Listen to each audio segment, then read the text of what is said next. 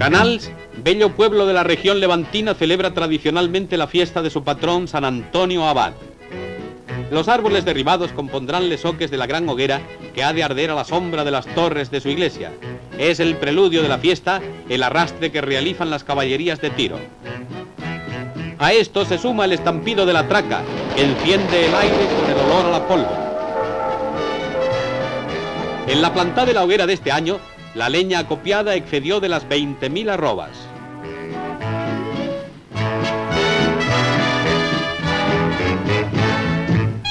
A tono con el esplendor de estos actos está también el de la ofrenda de los ramos a la patrona de la villa, la Virgen de los Dolores.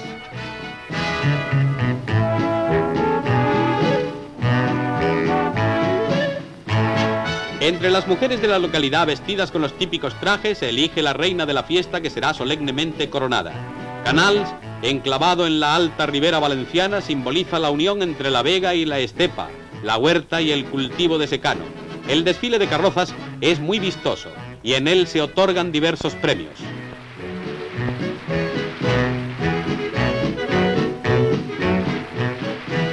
La fiesta dedicada a San Antonio Abad culmina con la quema de la monumental hoguera, que antes ha sido cuidadosamente preparada con madera de árboles de todas las variedades.